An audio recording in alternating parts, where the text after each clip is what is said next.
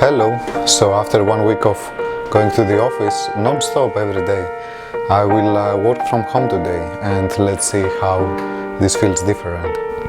So this is the stand-up desk I have set up for myself here at home, and this is certainly much worse than the infrastructure that I have in the office.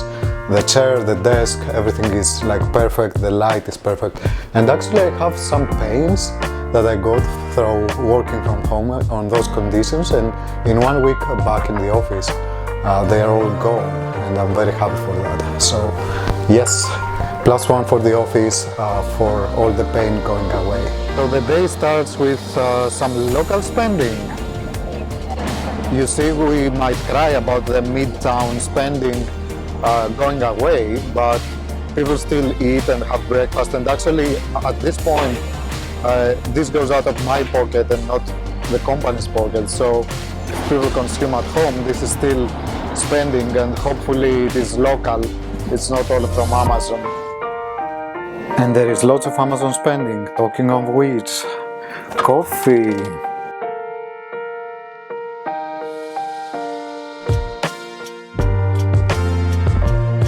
So now I have spent the last 5 minutes thinking stuff that is not work related.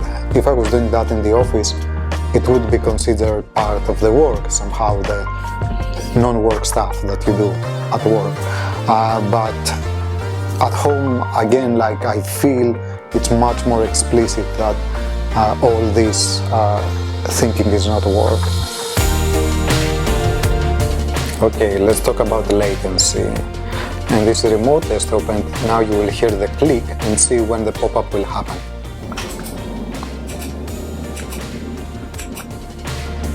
So you see that's a little bit slower on every click you do, and this translates to everything. When you open a file, everything you do. So in the office everything was instant. From home always there is a little bit of slowness, and I really hate that. So yes, in terms of interaction with the computer, from the office it was certainly better. Hello guys, so this is 2 o'clock and it has sunshine, and I'm in Brooklyn Bridge. I can do some walking and it's empty, so there is no big need for a mask here, I guess. And I have to say that this is good because I can squeeze some stuff like that in the day. So I have set some servers back at home and they run jobs, and so there is something done while I am working here. And you have to understand that this is a secret, but up to 3:30 p.m. basically I have never written a good line of code in my life. So all the time you have to have a clue basically. Okay, so let me write this down now that I get it a little bit better.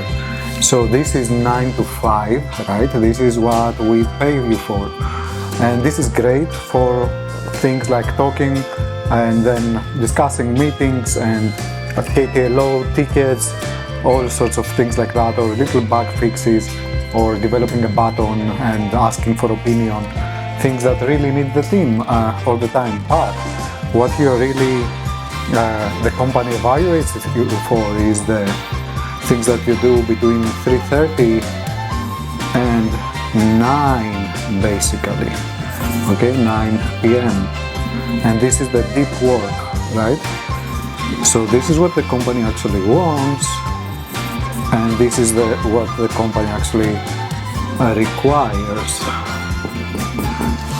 You have to understand that those people will put the meeting at 9:30 in the morning, 10 in the morning. And so what you get for most people is just 1.5 hour work per day, because that's between 3:30 and 5 where things get more quiet and people can do some deep work.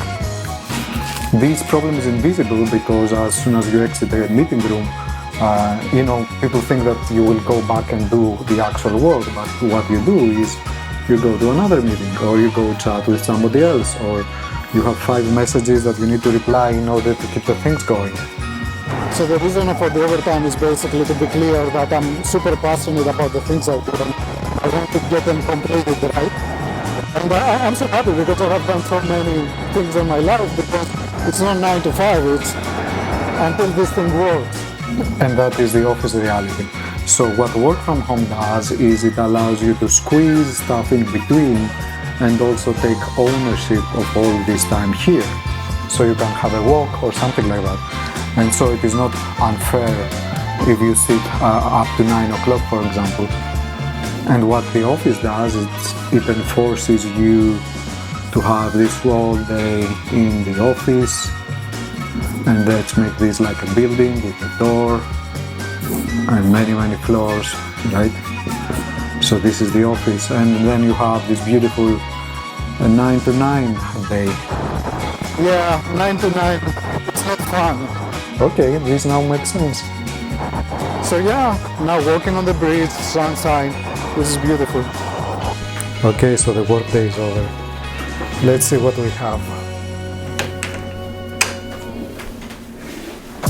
Okay, so to summarize, going to work saved me a lot of money because I was not actually spending, I was not buying stuff on Amazon, and the food was from the company, tax paid from the company, everything was free.